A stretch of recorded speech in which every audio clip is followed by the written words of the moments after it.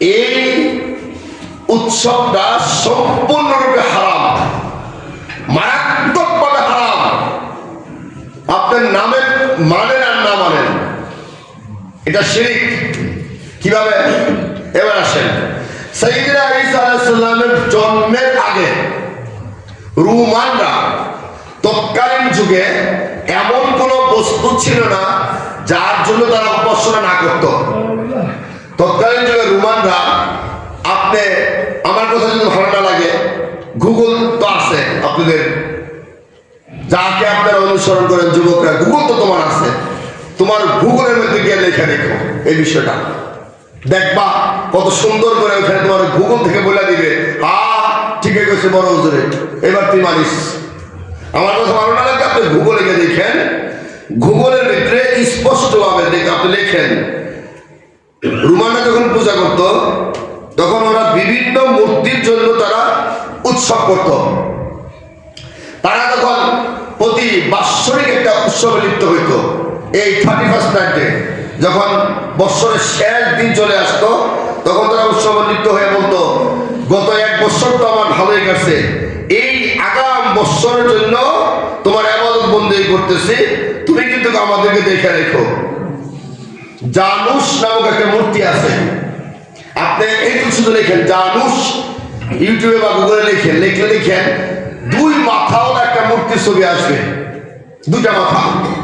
সমস্ত রোমানরা কি করতেন, যখন তারা এই দিনটা আসতো 31 ডিসেম্বর যখন আসতো, তারা রাত 11:30 দিকে মূর্তির কাছে যাইত, পিছনের সাইডের মাথার কাছে গিয়ে বলতো, বিগত 1 বছর তোমার কৃপায় আমি ভালো ছিলাম, নাউজুবিল্লাহ,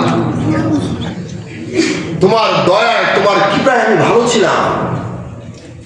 যখন 12টা বেজে যেত, সঙ্গে সঙ্গে সামনে আসতো, সামনে এসে বলতো, আগামী 1 বছর যেন আমি ভালো থাকতে পারি, তোমার কাছে এই প্রার্থনা করলাম। জোরে বলেন নাউজুবিল্লাহ। এটা যদি মুসলমানের সন্তান মানেন, তাহলে তারা এই ইবাদতটা করতো যে আগামী 1 বছর এই মূর্তি আমাকে ভালো রাখবে, আর আগের উপাসনা ছিল মূর্তি 1 বছর আমাকে ভালো রেখেছেন। এখন আপনি বলেন, ভালো এবং খারাপ রাখার মালিক কে? আল্লাহ যদি হয়, তাহলে আপনি কেন এই উৎসব উদযাপন করতেছেন? 1 নাম্বার।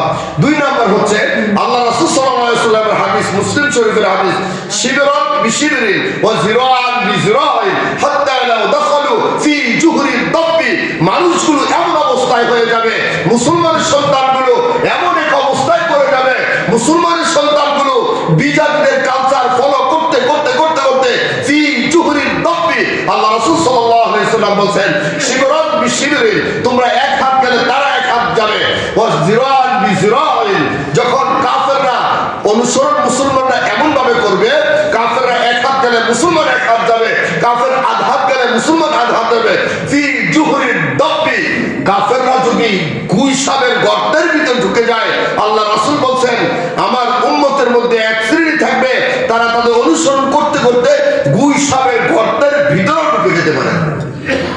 এই হাদিস দিয়ে কি বুঝছেন আপনি?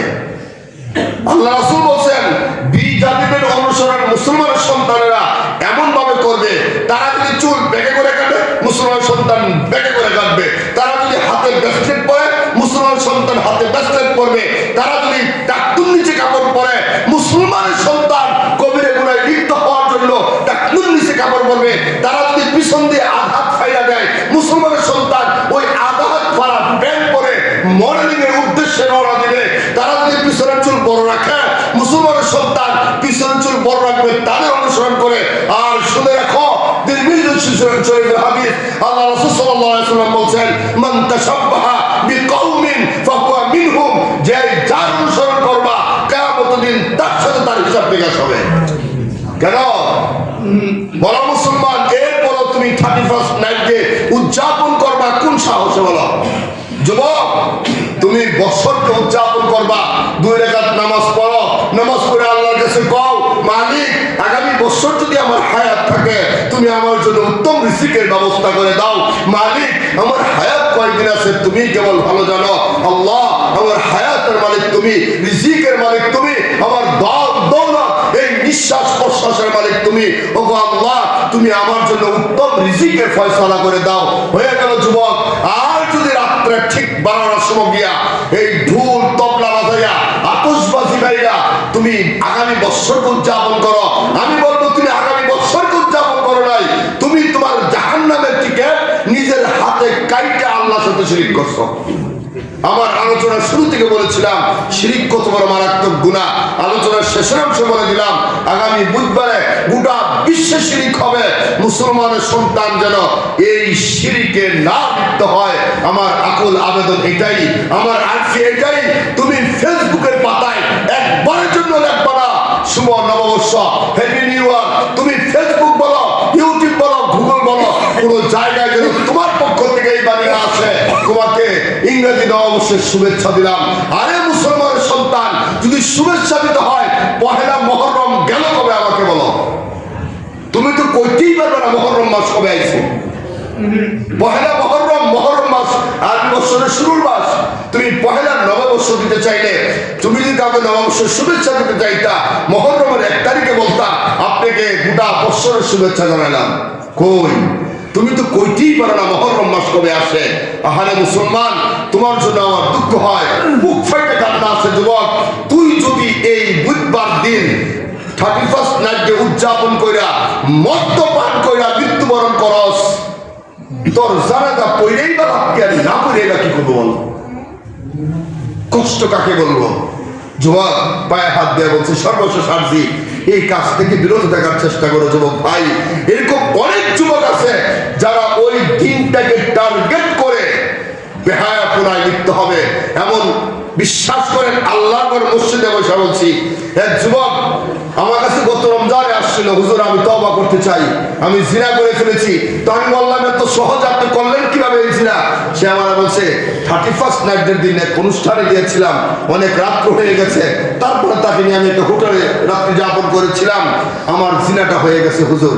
আরে ভাই, হবেই তো, হবে তো। আল্লাহ বলছে বিধান পর্দার, আর তুই করস একসাথে, তো জিনা হবে না হবে কি? আল্লাহর বিধান হলো পর্দায় থাকো, মা বোনদেরকে পর্দায় রাখো, পুরুষ নিজের চক্ষুকে পরনারী থেকে হেফাজত করো। পর্দা নারী পুরুষ উভয়ের জন্য ফরজ। তুই পর্দা করলি না, আল্লাহর বিধান মানলি না, নারী পুরুষ বেহায়াপনা করলি রাত 12টা পর্যন্ত, নাচ গানে লিপ্ত থাকলি, এরপরে তুই জিনায় লিপ্ত হয়ে গেলি। কত মানুষ টার্গেট নিয়েছে, তোমার সাথে আমার একেবারে পহেলা দিনটাই দেখা হয়ে যাবে। চিন্তা করো না প্রিয়তম, একেবারে প্রথম দিন আমি তোমাকে শুভেচ্ছা জানাবো। আমার ভালোবাসা অবিরাম চলতেই থাকবে তোমার জন্য। আসো বছরের শুরুর দিন থেকে শুরু করি। আরে কুত্তা বিলাইগুলো লজ্জা হয়, লজ্জা হয় যুবক। একদিন তো এই কথা বললা না, আজকে জুমার দিন থেকে শুরু করবো, তওবা করবো, আসরের নামাজ থেকে আর এক ওয়াক্ত নামাজ ছাড়বো না। তোমার দিলে তো এটা আসলো না যুবক, তোমার জন্য তো আমার দুঃখ হয়। আজকে যদি তুমি এই শিরকে লিপ্ত হয়ে মারা যাও, তোমার কবরে আযাব চলতেই থাকবে, চলতেই থাকবে, চলতেই থাকবে ইলাল কিয়ামত, কিয়ামত পর্যন্ত। যদি শিরকে ডুবতে তুমি মারা যাও, তুমি চিরস্থায়ী জাহান্নামী হবা। আমি আমার আলোচনা বলেছিলাম এই আত্মহত্যা করলে দীর্ঘস্থায়ী জাহান্নামী, চিরস্থায়ী জাহান্নাম না। আর তোমার ব্যাপারে বলে দিচ্ছি, তুমি জায়গা সিনা শিরিক করে যদি মরে যাও, তো তুমি কুফর করে মরলা, একেবারে শিরিক করলা, তোমার ঈমান ধ্বংস করে তুমি মরলা। তোমার ফয়সালা কি হবে আল্লাহই ভালো জানে। তবে আমি বলছি ফতোয়া অনুসারে তুমি চিরস্থায়ী জাহান্নামী হবা। অতএব মুসলমানের সন্তানদের পায়ে হাত দেওয়া বলি, যুবক তোকে আমি ভালোবাসি, তোর পায়ে হাত দেওয়া বলি, বেগানা নারী থেকে বিরত থাকার চেষ্টা করো, শিরিক মুক্ত আওয়াজ বন্দি করার চেষ্টা করো। ওই রাত্রে এই হ্যাপি নিউ ইয়ারের উদ্দেশ্যে কোনো প্রকার পোস্ট, কোনো প্রকার আদান প্রদান, কোনো প্রকার গিফট, কোনো প্রকার হ্যান্ডবিল, কোনো প্রকার কিছু তোমার দ্বারা যেন প্রকাশিত না হয়। তুমি এর থেকে নিজেকে শুধরানোর চেষ্টা করো। আল্লাহ আমার যুবক ভাইদেরকে এই পাপাচার থেকে